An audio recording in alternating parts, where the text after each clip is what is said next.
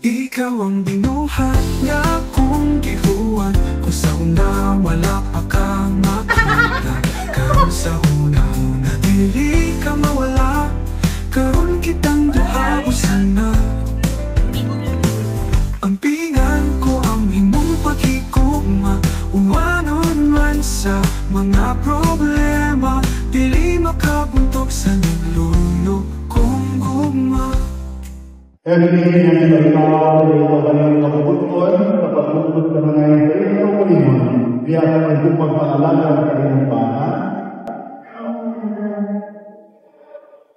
Bagi itu yang diberitahu dari kawalan kebutuhan, terpatut mengenai kawalan, dia akan menjumpai pengalaman kalian bahan.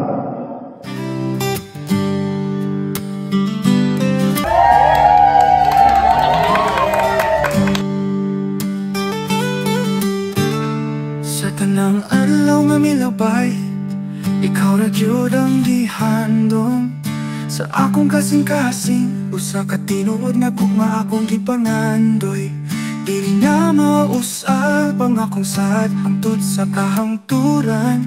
Ikaw ug ako magiusa, magpuyo nga malipayon. Ikaw ang binuhat nga akong gihuwat, kung sa una wala pa ka makita.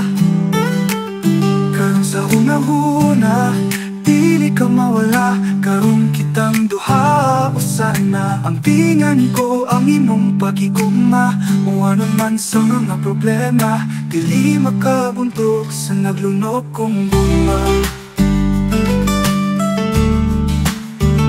Sa alarm magatindog ta sa tanang saksi o Ginoo, akong kamot sa imuha, dili na gyud mo biya. Kalipay o kasakit, atong natubangon luha, kay ang gugma na to walay katapusan, walay kapuli pa.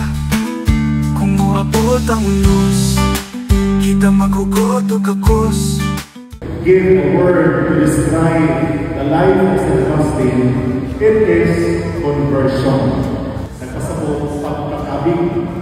Pero, tanawan nato, kung saan pa nato pag-relate kung sa kinabuhi ni St. Augustine, alang sa kinabuhi ni Pablito o Evelyn.